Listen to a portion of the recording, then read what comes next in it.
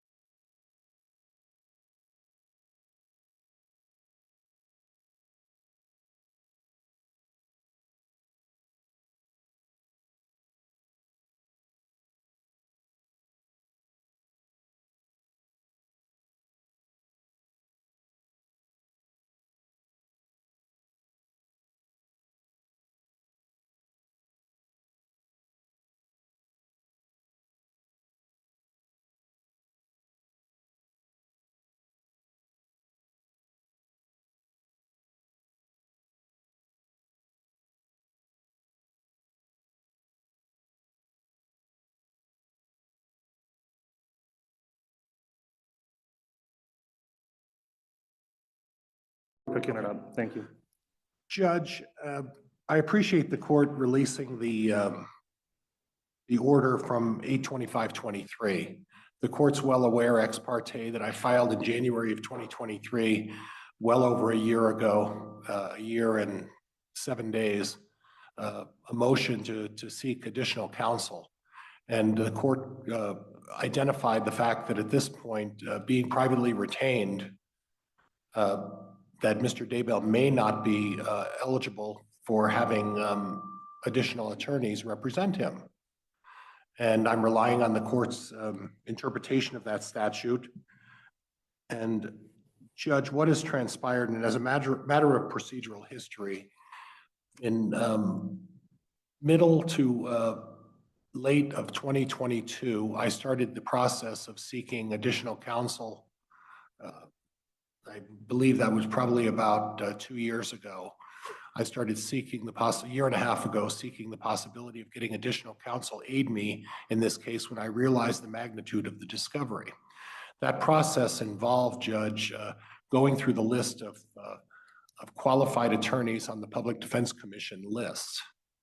I took the process of identifying all of those folks and then reaching out to all of them.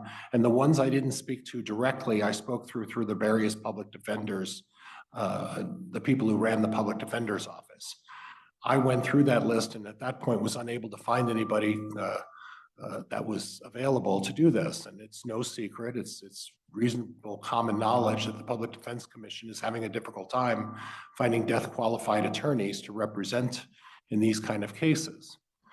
I then contacted the commission on a couple of occasions and spoke to one of their assistants and their directors and got the idea of maybe reaching out to out-of-state attorneys and did the process of contacting about 6 out-of-state attorneys to see if that was a possibility as well.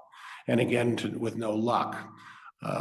Shortly thereafter, I went through again and went through the same process, looking through the list of qualified attorneys. In January of 2023, about a year ago, I reached out to the court and said, listen, it's going to require additional counsel. Mr. Daybell is indigent. He doesn't have the ability or financial ability to hire another private counsel at this point. And the court went through its analysis and thus came up with the order that you released today, Judge. What has transpired, Judge, is that approximately in, Judge, I don't want to misstate, so I want to be very careful about this, but I believe it was in October of last year, I reached out to a private attorney that I know and asked him if he would consider becoming death penalty qualified to aid me in this case, and he agreed to do that and started the process. He has been in relative contact with the Public Defense Commission. And at this point, up until today, when I spoke to him this morning, the holdup is the CLE, but that, you know, whether it's no fault of his or the Public Defense Commission, and I'm not putting any blame, but at this point, there's no appointment, there's no decision that has been made. And I'm really unclear because the commission won't tell me his status, only I can get relayed by what he's telling me. But it came to, I came to realize in late December that the amount of work that I'm going to need to perform before the trial was of such an extent that it would, in my opinion, create a situation where not all of the things that needed to be done for the trial commencing in April 1st could get done. This put me in a difficult situation. I want to relay to the court. When you say December, what, December of this last year, 23? December of 2023, Judge. All right. I realized at that point when there wasn't a decision about him being appointed, and the court obviously directed with its order that you'd be willing to compensate another attorney to help me. But in December, I contacted the attorney again. I was in relative frequent contact with him. And he said, listen, there hasn't been a decision. I said, you know, please contact them, find out what the holdup is. Where are we on this thing? And since that time, it was more than weekly that I was communicating with him. Up to today, there still hasn't been a decision. I don't know what the status is, and there hasn't been an approval. At this point, this puts me in the situation where this court, I don't think, is obligated to you know, appoint an attorney. Mr. Daybell has private counsel. And I want to state to the court that I don't desire to get off this case. I want to stay on this case, and regardless of Mr. Daybell's financial situation, I want to stay on this case. I could care less about the money. Mr. Daybell wants me to stay on this case. Well, that's not really what your motion says, though, Mr. Pryor. Your motion says you want off the case because it's going to cost too much for you to work, the work it's going to take to get it through trial without compensation. So, right, and that's correct, Judge. This is an important issue for me today. Are you wanting to withdraw because you think you deserve to be paid for the work you do, which I understand, but when I'm considering the standards under Rule 44.1, which is discretionary under Part A, on a leave to withdraw, I may allow you to withdraw for good cause. And what I'm trying to determine is, do you want to withdraw because you're not being paid enough to continue through trial, or are you seeking to withdraw because you're simply not going to be prepared and ready for trial? Judge, the situation is this, is that when I say to the court, and I'm saying that in all sincerity, I don't need to get paid for this case. The concern is this, is that at least at this perspective, Judge, I'm going to be doing this by myself. And it's going to expend a lot of resources and a lot of time that I'm not going to be able to commit to other projects or other situations. Now, obviously, I'm not taking on a lot of other obligations because of this case. Do I want to get paid? Everybody wants to get paid for what they do. Am I making that the only reason to withdraw? Well, it's twofold. Do I want to get paid for the work that I've done in this case? I do. I'd like to get compensated for the next 2.5 months and for the 2 months of the trial. And I do want to get paid, and I think it's fair. And Mr.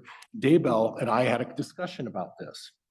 Mr. Daybell expressed to me that he doesn't feel comfortable me continuing in this case if I'm not getting compensated for the work. And I advised him and told him that I don't need to get paid. I'm willing to do that. So if I'm not being clear, Judge, I'm willing to do it. Do I want to get paid and do I want to get compensated for this case? Yes. Do I think it's fair that I'm not getting compensated? I don't think it's fair. But it's twofold, Judge. The only way that Mr. Daybell is going to be ordered, or the only way the court can order Mr. Daybell getting additional counsel is if I withdraw. And that's the only situation that would cause the court to say, all right, Mr. Pryor's granted leave to withdraw because he wants to be compensated. Mr. Pryor wants to be paid for the work that he needs to do for the next 4 months. And Mr. Daybell agrees with me that it's not fair that I work for the next 4 months without being compensated. If the court decides to deny the motion, I want to make it clear, Judge, that I'm prepared to go forward and push this case to the end regardless. And I'm committed to that. Do I think it's fair that I don't get paid? No. Do I want to get paid? I absolutely want to get paid for the work that I do. And that's, you know, and if I was unclear in my my declaration, Judge, that's where I stand on this issue. But the only way for Mr. Daybell to get appointed 2 capital qualified attorneys, and the only, you know, and the purpose of getting capital qualified attorneys, Judge, is when the government has to pay for attorneys, they get to dictate what qualifications you need to be a capital defense attorney. I chose not to go through that process and get capital qualified, even though the criteria that they've established, I qualify. But at this point, I don't see any choice if I don't get assistance from another attorney to help me in this case. I don't have any choice but to withdraw. The primary reason is that there is no mechanism that I can see based on the court's interpretation of the statute that allows Mr. Daybell to get assistance mandated by this court unless I withdraw. But let me be clear. Do I want to get paid for the work that I'm going to do? I absolutely want to. And does Mr. Daybell want me to get paid? He does. Does he think it's fair? He does not think it's fair, and he wants me to be compensated. And that's where I stand on this. If the court decides that they're going to deny the motion and say, no, Mr. Pryor, I'm not going to let you off. I'm not going to harbor any hard feelings. I'm not going to harbor any dislike for Mr. Daybell. I'm going to go forward and I'm going to do the best I can. And I'm going to make an effort to try to find someone to help me, even if it's the day before trial. But again, let me be clear. Do I want to get compensated? Yes, Judge. Do I think this is fair? No. But by the same token, primarily, Judge, is the only mechanism I can think of to allow Mr. Daybell to get 2 capital qualified attorneys to help him with this case is if I step away and withdraw from this case. Prior, going back to your preparation for trial, of course, this is a capital case, and if there's a conviction in the case, then under Idaho Code 192515, there's a special sentencing proceeding.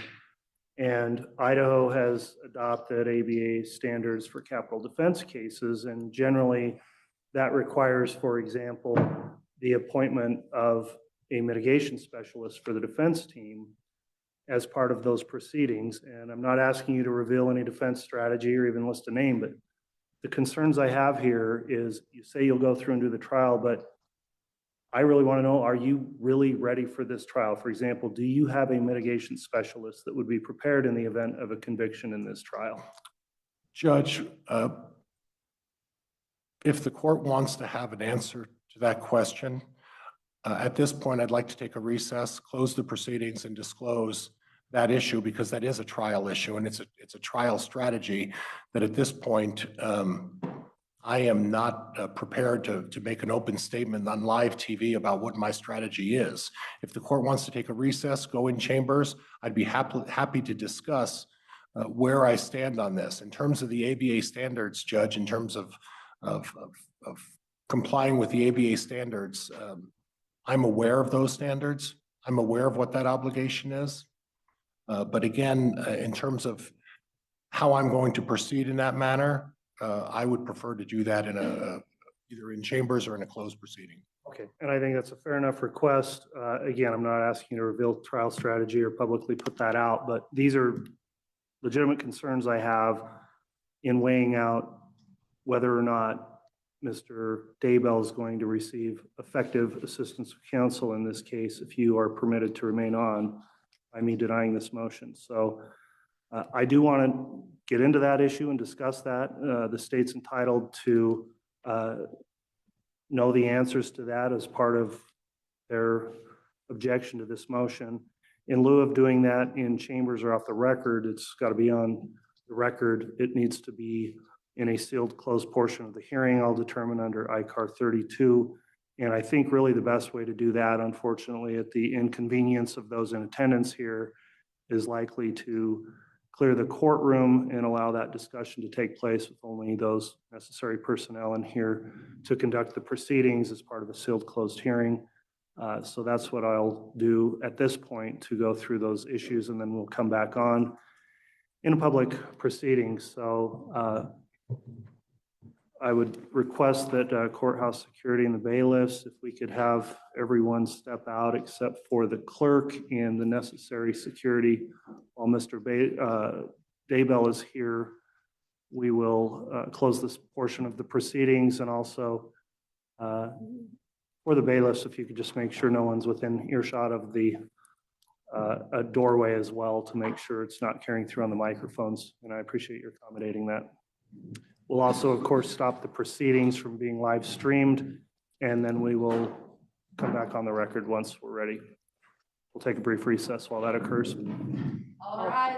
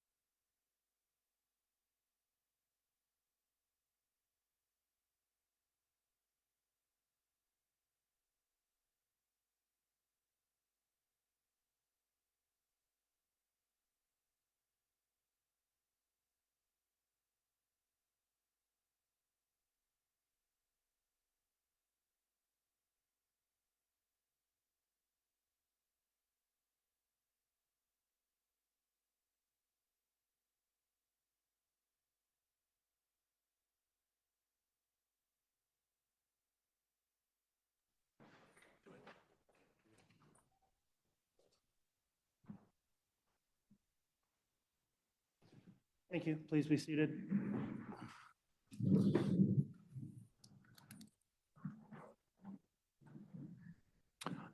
All right, we're back on the record on case CR 22-21-16-23, State of Idaho versus Chad Daybell.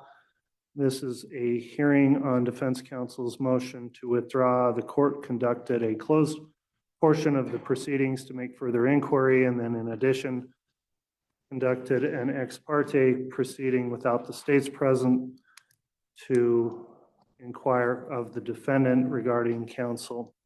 And with that concluded, now the defense has presented their argument in support of the motion. So at this time, the court will consider the objection from the state, noting that this was a shortened hearing, so the objection was filed yesterday, which I do find timely. I have read and considered the objection, and Ms. Blake, if you'd like to present argument in support of the objection, you can do that at this time. Thank you, Your Honor.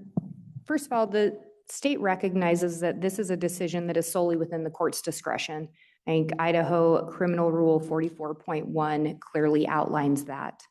It does indicate that a motion to withdraw can be granted, or may be granted by a court for good cause. The state also recognizes that the Sixth Amendment guarantees a defendant the right to counsel.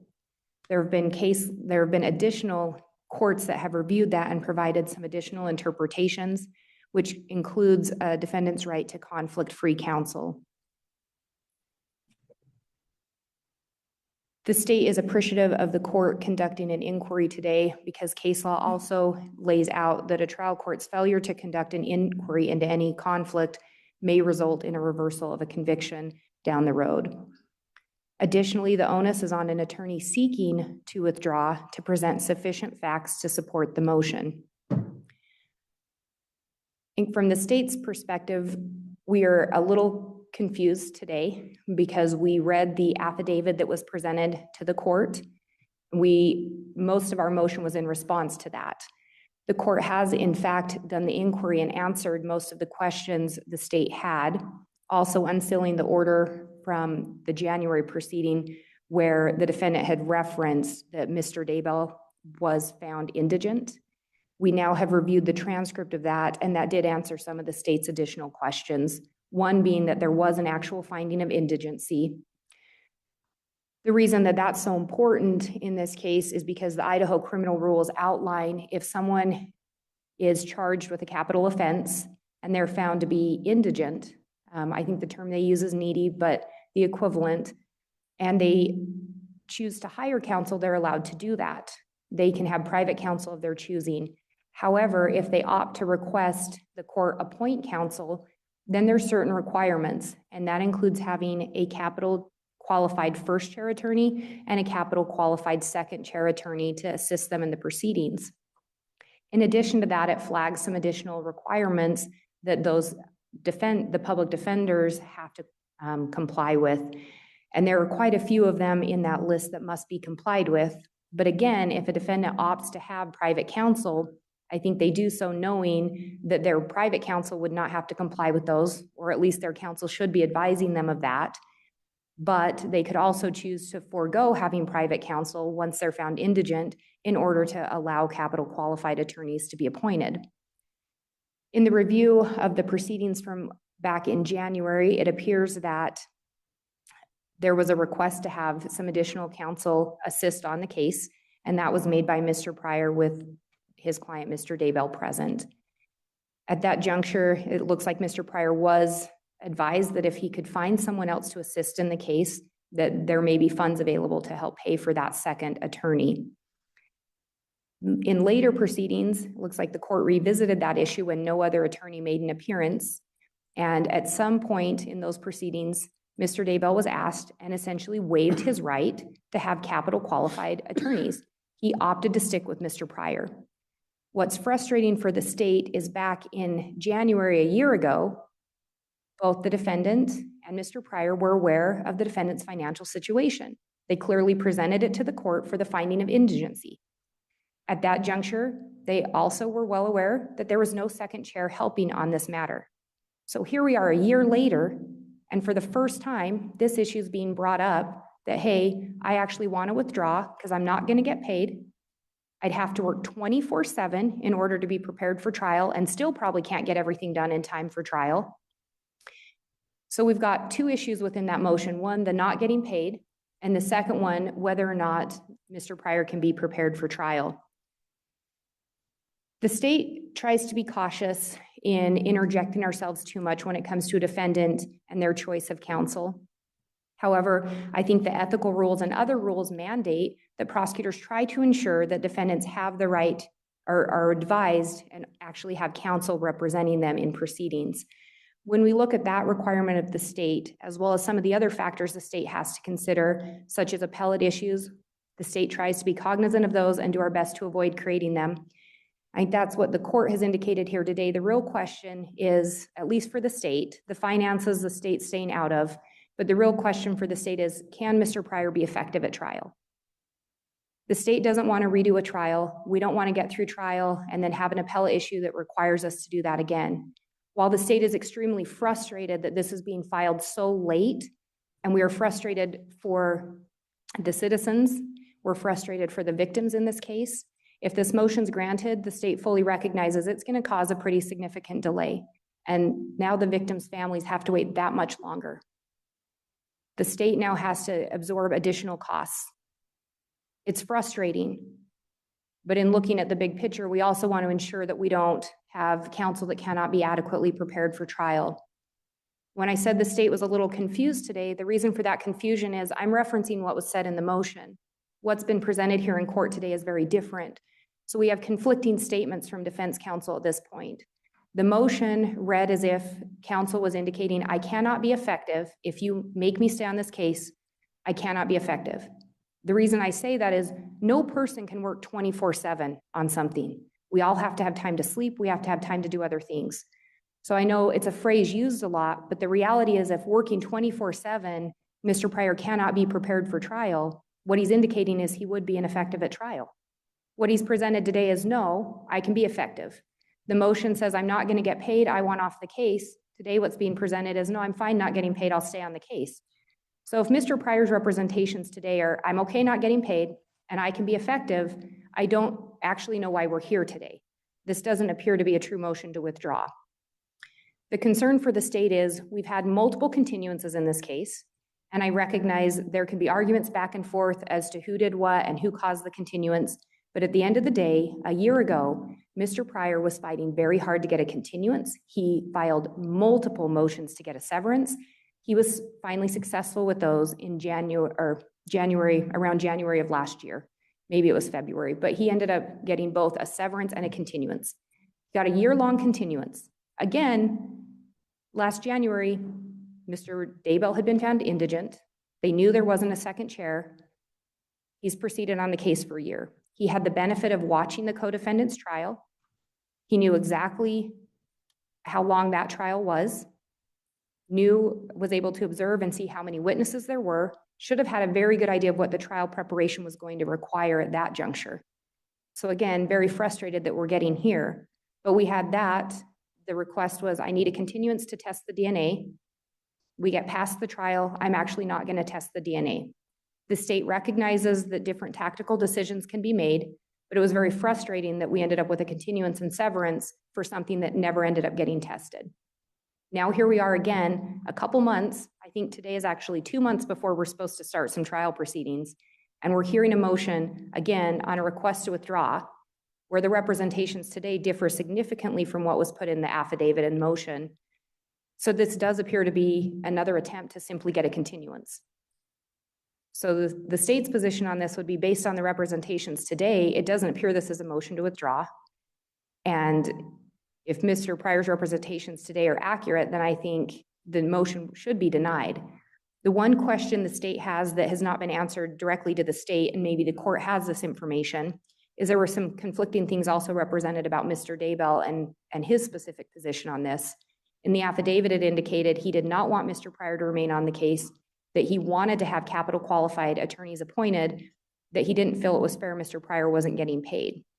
Today, at least from the state's understanding, is we're hearing that Mr. Daybell does in fact want Mr. Pryor to get paid, so he wants him off the case. But then we're also hearing that Mr. Daybell would like Mr. Pryor to stay on the case. And I think that's really the important question today for the state is, does Mr. Daybell in fact want Mr. Pryor removed from the case? He's hired as private counsel. Is he in fact requesting Mr. Pryor be removed to have capital qualified counsel appointed? Because I think that's a different analysis and a different scenario than an attorney asking to be removed. So the state does not know the answer to that. I think we've. Ms. Blake, I want to be careful because I had an ex parte proceeding, but in general terms, I think it's appropriate for me to advise the state that Mr. Daybell does desire to have Mr. Pryor continue in the case, and as you mentioned, is also very concerned and does not want him obligated to essentially work for free. So that's his overall position in general terms. And I think that's where we kind of run into an issue. While he may not want him to work for free, Mr. Pryor was hired privately. If a person has the resources to hire private counsel, or if a private attorney decides to stay on pro bono, I think that's the counsel and the defendant's choice. I don't think there's any avenue to allow Mr. Pryor to be paid through another mechanism. I also don't think there's a mechanism that allows a public defender to be appointed to assist Mr. Pryor. I think under the statute, it's if you're indigent and you're asking for counsel, you get a first chair and a second chair qualified appointed. I don't think under the statutes and the criminal rules, I don't see any hybrid system allowed. So I guess the state's concern is if that's the position of both the defendant and counsel, then we should simply be proceeding to trial and this motion should be denied. It's not a true motion to withdraw. If Mr. Pryor is saying I can't be prepared for trial in April, the state's very frustrated that this is clearly just a veiled motion to continue with a different title attached to it, because that appears to be the true argument today is I need more time. So the state's very frustrated with that. Mr. Pryor's already had a year continuance. I guess from the state's perspective, if Mr. Pryor is going to stay on, we're headed to trial in April. The state's ready to move forward. If Mr. Pryor is saying I can't be effective at that point, then I think capital qualified counsel should be appointed, and we should move forward with that counsel appointed and selecting a new trial date.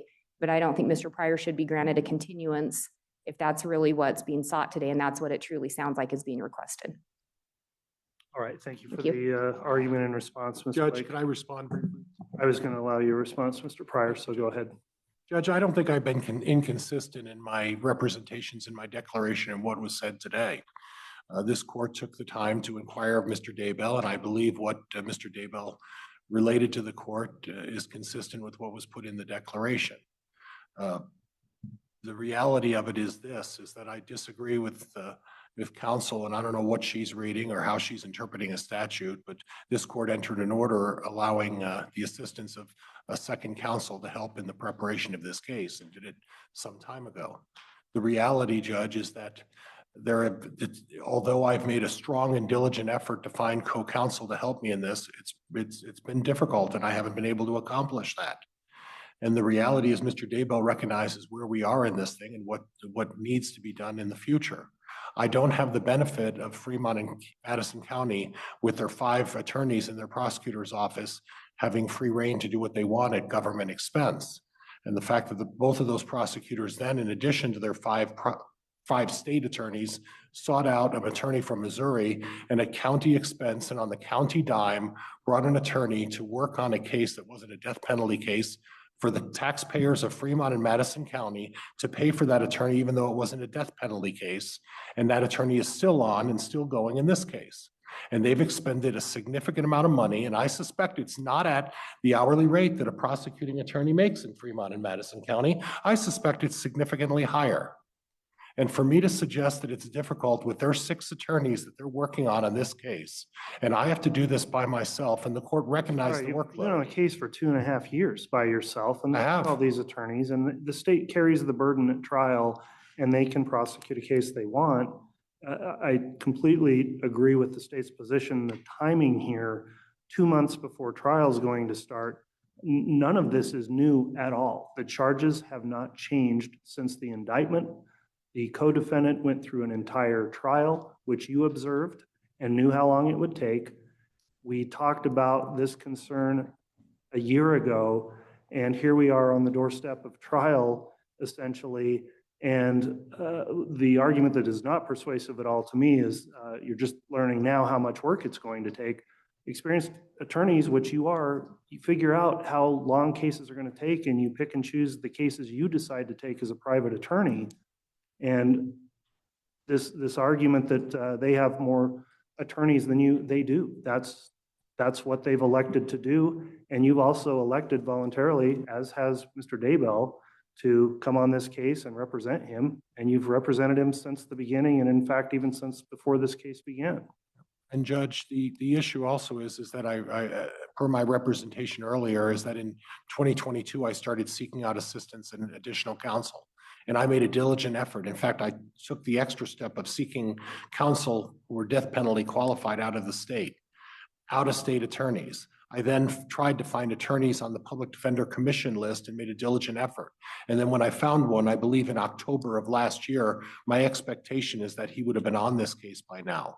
But then we come into late December and I'm finding out that he hasn't been approved or put on the list, even though the court authorized the funds, and I'm in this position. As I've said before, Judge, it's not a matter of being ineffective. And for the prosecutor to sort of hint at the fact that I've been ineffective, I would remind the prosecuting attorney that the fact is that, and I don't want to rehash this, but any continuance was the result of them not turning over a lot of evidence, and a lot of evidence that I ended up having to go through and make a determination. So they can't put any continuance on me when it was their own issue in terms of the discovery.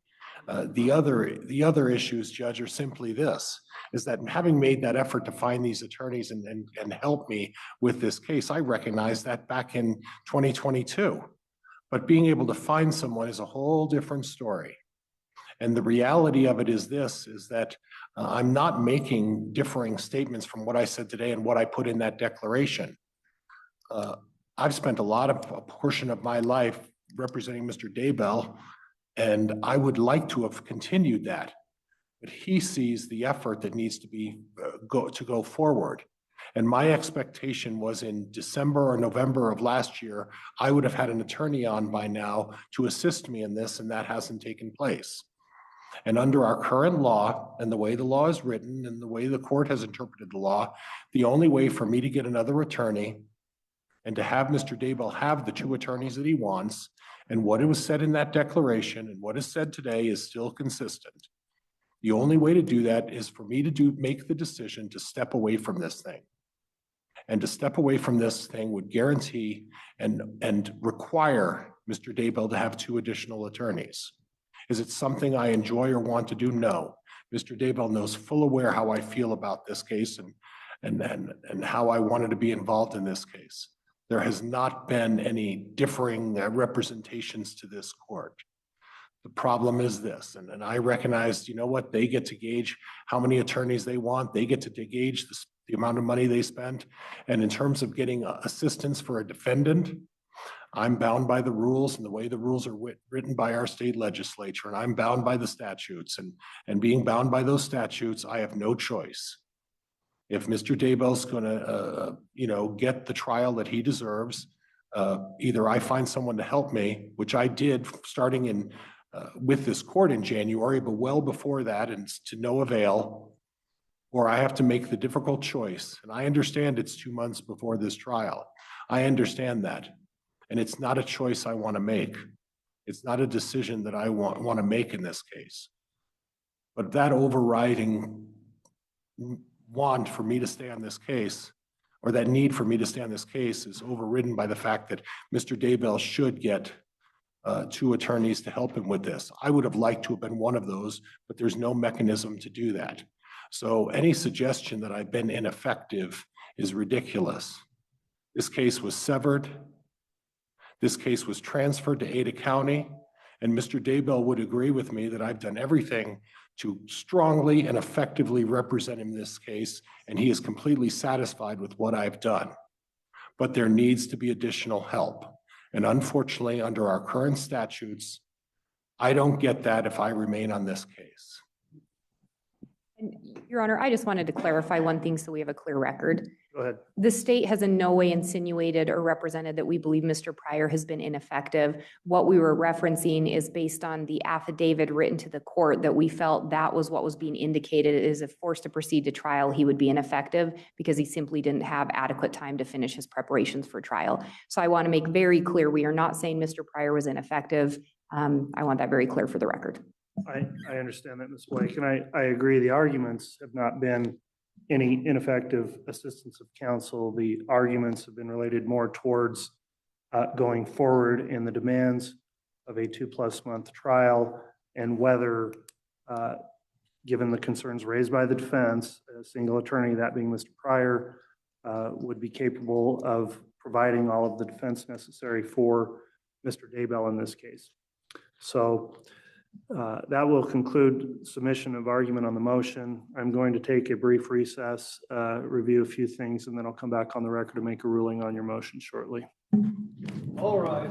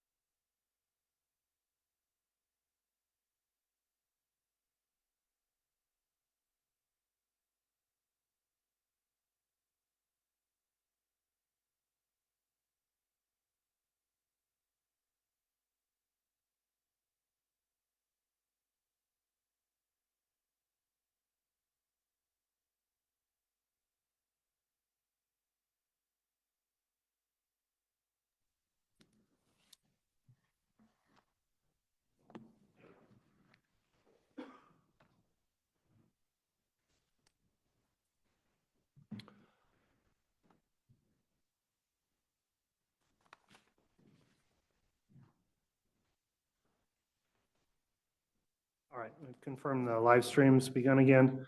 We are back on the record on case CR 2221-1623.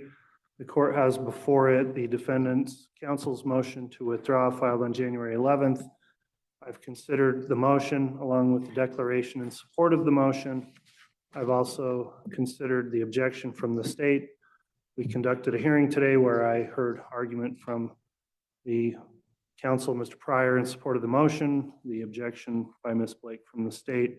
Also conducted a closed portion of proceedings and an ex parte inquiry of Mr. Daybell and Mr. Pryor, and I've taken all that into consideration in determining the ruling on the motion.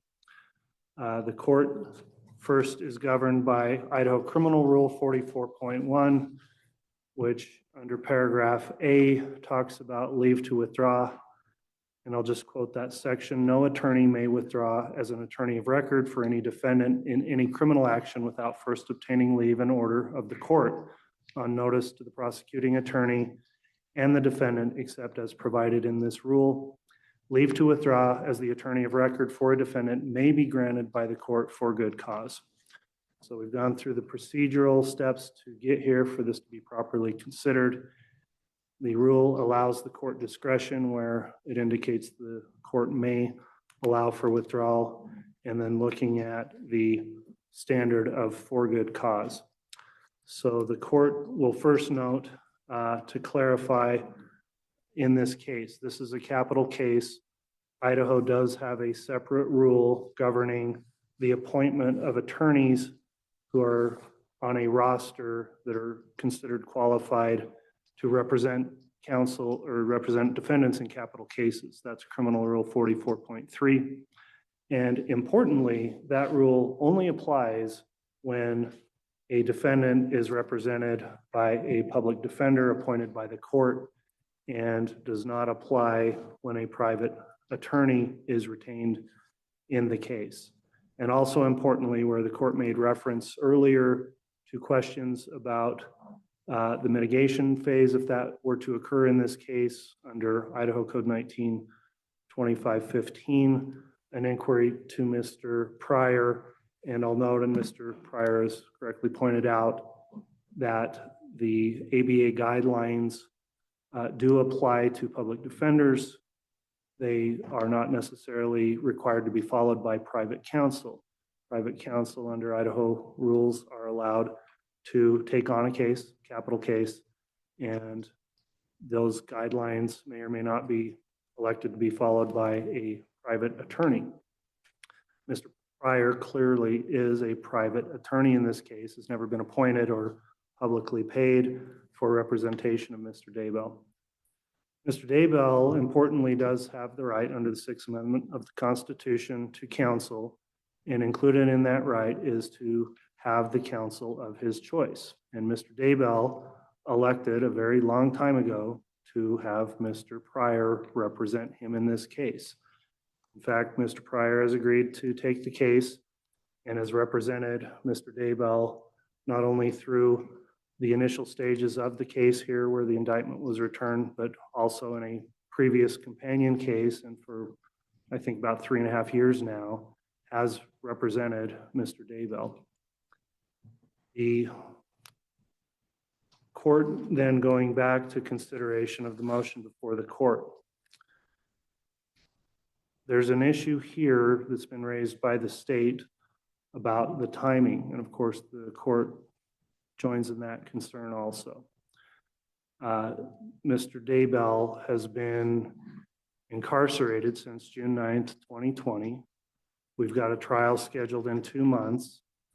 Mr. Daybell's asserted his right to that trial, and although he has waived his right to a speedy trial, certainly this case has taken a long time to get to trial, and at some point, even with a waiver of speedy trial, the court has to consider the timeliness of a defendant in custody being granted their opportunity for a timely trial.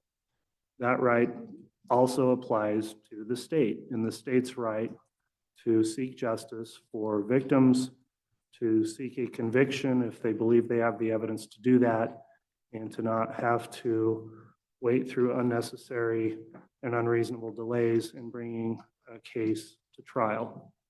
So the court has a duty to try to timely administer cases. And while the rules generally slow things down a lot, there are reasons for that, but at some point the court has to consider the timing here.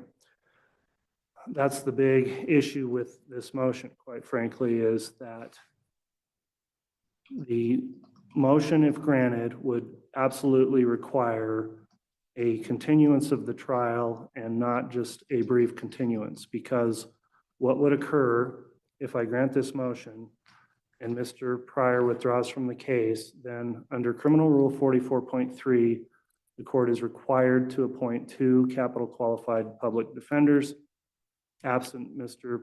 Daybell having some manner of, again, rehiring a private new attorney or getting one to do it pro bono. The issue there is Idaho has a sparse number of attorneys on that roster, and Idaho is currently experiencing a lot of cases that are already resulting in appointments of a lot of available attorneys. And quite frankly, I don't have any idea who would be appointed of the 2. I don't have any idea when we could get them appointed. But what I do know is the trial would have to be vacated and would have to be continued, and I think likely for a long time, maybe a year, maybe even more.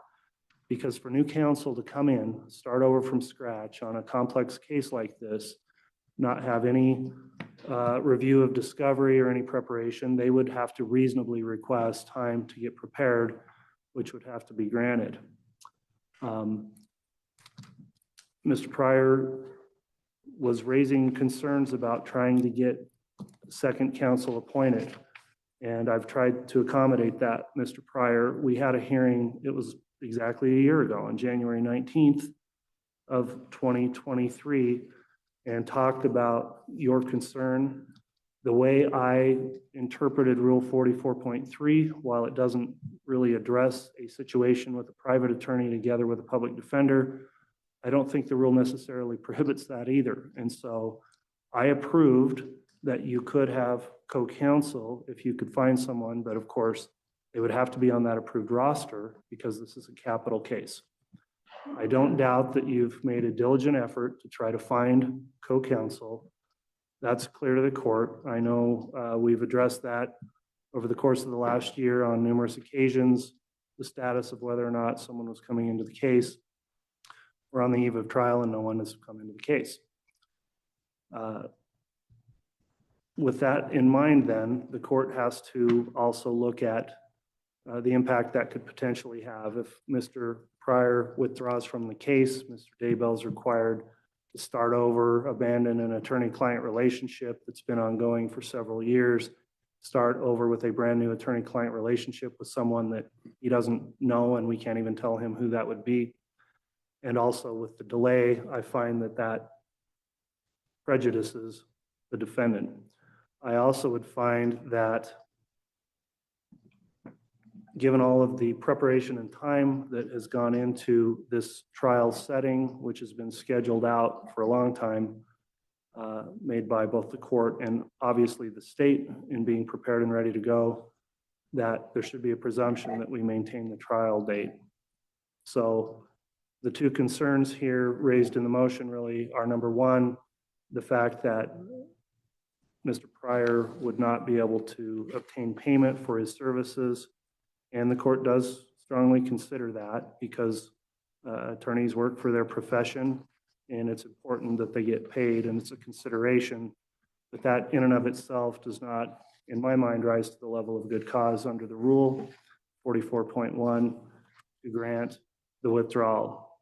The second, and I think more concerning issue, is some indication in the motion of Mr. Pryor indicating that it would be very difficult, if not impossible, to be adequately prepared for trial. That's what's set forth in the motion. However, upon argument here today also, Mr. Pryor has indicated that he has made steps.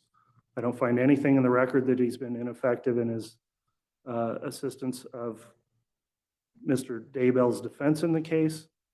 And so with the concerns today being brought up and addressed directly by the court, both in open and closed proceedings, I don't find any specific grounds indicating that Mr. Pryor has said he cannot and would not be ready and prepared to adequately defend his client. Although it may be difficult and he apparently will not be able to be compensated, it's not in the record that it can't be done. And importantly also, Mr. Daybell has affirmed today he does intend and would like to keep Mr. Pryor as his attorney in this case. And finally, I'll note that in addressing these concerns at that hearing a year ago, there was a representation by Mr. Pryor who said directly to this court, and I'll quote what was said in the hearing, quote, "There's going to be no continuance because I'm asking to get out of this case. That will not happen." And the courts relied all along on those representations in getting this case scheduled. So in balancing all that out and looking at whether or not good cause has been demonstrated today, I do not find that there is good cause for withdrawal of counsel. And so under Criminal Rule 44.1, upon consideration of that standard, the court is going to deny your motion to withdraw Mr. Pryor. I will note that I've previously made an approval for a second chair. If one can and will join the case, then the court will permit that and we'll go through the procedure to get that properly done. So that's not a foregone conclusion. Given the timeliness of the trial, I understand that may be difficult. However, we are where we are with this trial setting, and because of the proximity of trial and the necessity of a continuance, if this motion were granted, the court finds that the motion fails to demonstrate good cause under the rule. For that reason, the motion is going to be denied. And Mr. Pryor, you will continue to represent Mr. Daybell through these proceedings. That'll be the ruling on the motion today, and I'll note that we do have more hearings scheduled and coming up, including motions and a pretrial conference. So, Mr. Pryor, do you have any questions on my ruling? No, Judge, thank you for your consideration. All right, thank you. Ms. Blake, any questions on the court's ruling? All right, thanks everyone for your attendance. That will conclude today's proceedings. We'll be in recess. All right.